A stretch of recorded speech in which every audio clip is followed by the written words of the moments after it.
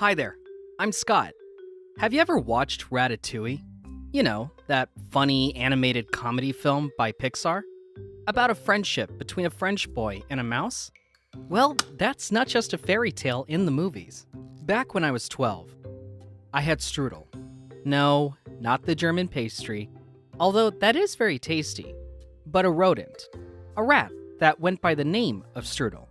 Because, well, Strudel was a fat rat. He was born to a lab rat living in my middle school science room. They were going to get rid of the babies, but I adopted one and brought it home. I can still remember holding him, that warm, tiny ball of pink hairless skin in my palms. He grew fast and very hairy, though. Strudel loved me. He would get into my clothes and run all around underneath. Shirts, pants, socks, across my shoulders, over my head. When he would do that, it would tickle me, making me laugh. And oh my gosh, his little head would poke out at some of the most inopportune times and could have easily really scared most people. I would sometimes bring him along with me to school so that he didn't feel too lonely and trapped at home. He would hide in my backpack during classes. I left a small hole for him to breathe through and watch what was going on the outside. I also fed him through there with my snacks my mom gave me. Whenever I took him out to show my classmates, most girls were like, "Can I hold this cutie?" There was one time he somehow managed to slip away and ran all around the classroom like crazy, bumping into my classmates' feet and scaring the heck out of our teacher, Mrs. Robinson. If you could have only seen her face at that moment. It turns out that she was allergic to fur and couldn't stand animals in general. Some of the guys were not very fond of Strudel either. They started to think I was some kind of rat freak, and I ended up being nicknamed Rat Boy. Maybe they were just jealous that Strudel and I now got all the girls' attention. It's not that I cared too much about what these guys said or thought. It's just that for me, he wasn't really a pet and was more like a friend. I loved watching him peacefully sleep. He had these little rat snores. It made me feel safe, cozy, and comfortable having him curled up beside me. Just having him be there helped me go through some of my darkest times and deal with my anxiety problems after my father died in a car accident a couple of months later. Sometimes Strudel would escape from his cage and live in the walls, sometimes for a few days at a time. I was worried that he might never come back, settling down with other rats or getting killed by some homeless evil cat with nothing better to do.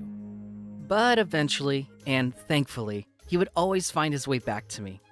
Sometimes I would wake up and he'd be snoring next to me on my pillow, or be under the covers. It sounds sort of funny, right? But hey, I knew he was a smart rat. I could tell by the look in his eyes. They weren't the eyes of the average wild rat. There was something so human about them, like he actually understood things when I would talk to him. He would always come home when I called his name, but only for me. I gotta admit, he did have some trust issues. And it's no wonder. My mom would say she didn't like me hanging around a stupid dirty rat, as she called him. She was terrified of him, fearing that he might be carrying some kind of infection and would eventually get us all sick or something. She especially didn't like it when he would live inside the walls. My mom is so paranoid. What is he? The alien from the horror movies that's going to sneak into your mouth while you're asleep and then eat you from the inside out?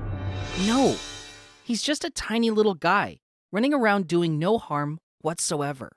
So there was one time when he escaped again and didn't show up for a week.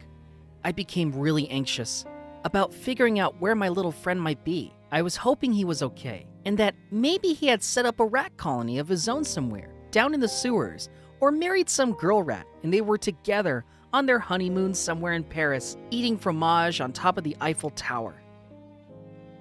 A couple of days later, I accidentally overheard my mom and my brother whispering about something. I didn't know what it was, but I knew something bad was going down. Days passed, and Strudel was still nowhere to be found. One day I got home from school, and my brother came up to me and told me that he had found Strudel, drowned in the toilet. The toilet? Who drowns in a toilet? I felt so hurt and lonely now, as if I had been loaded into a cannon and shot right out into space. I would burst out crying in public over the next few weeks. They told me they had no idea how it could have happened, but I always suspected murder, a plot between my mother and my brother. But I never confronted them about it for some reason.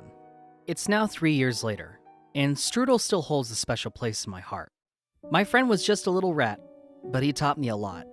That life is not fair, and some people can be biased and cruel.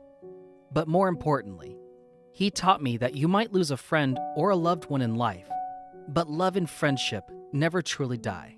They stay with you throughout your life, just in a different way. They live inside of you. And even though I can't see Strudel, I know that he's somewhere in there, living in the walls of my heart, looking out for me through the holes he made. Has your pet taught you a lesson too? If it has, please share your story in the comments down below. Give this video a thumbs up and subscribe to our YouTube channel.